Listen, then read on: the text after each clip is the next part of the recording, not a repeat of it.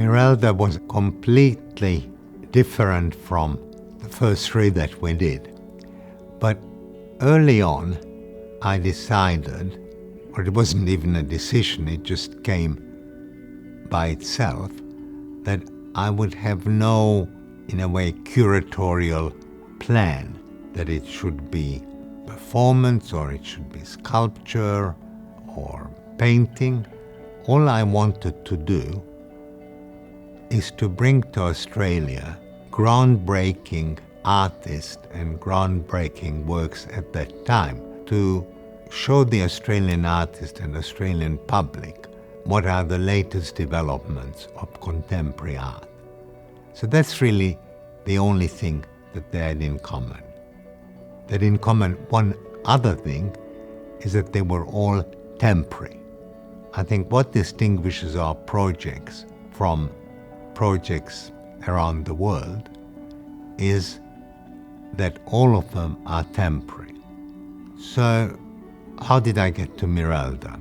Well, Miralda lived very close in Soho to Christo, and the Christos introduced me to Miralda. Miralda is from Barcelona. He lived in Paris, but he moved to New York like so many other artists in 1972.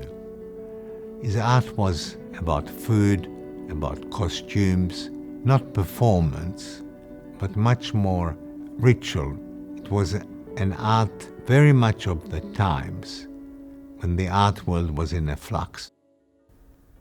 I asked him first to come to Sydney to do a coloured feast to celebrate the opening of our first large offices in Surrey Hills in Sydney. And it was a newly renovated building.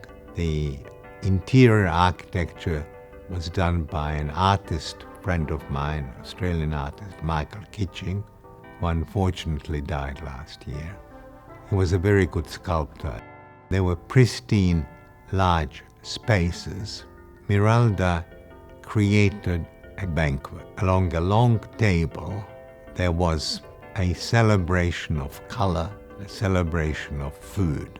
The invited guests were totally amazed. A lot of it ended up in doggy bags, as people wanted to take them home as souvenirs. It was a great success. Daniel Thomas, who was then the curator of the Art Gallery of New South Wales, was of course there, and he loved it. And he asked Miralda, could Miralda do something at the art gallery while he was in Sydney? And Miralda was happy to oblige, and along the long entrance court of the gallery, a continuous line of trestle tables were built, and Miralda worked a couple of days and nights creating thousands of pieces of colored bread. And again, it had a wonderfully happy effect for anybody who came to see it. As a footnote, when again Anthony Bond did our 40-year exhibition, they found in the storage some of the colored bread from 1973, and the outer packaging was all rotten away. So we thought, well, the bread will be gone.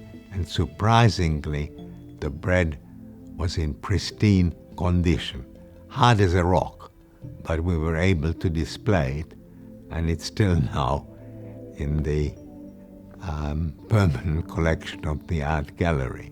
Anthony Miralda went on to have quite a well-known international career.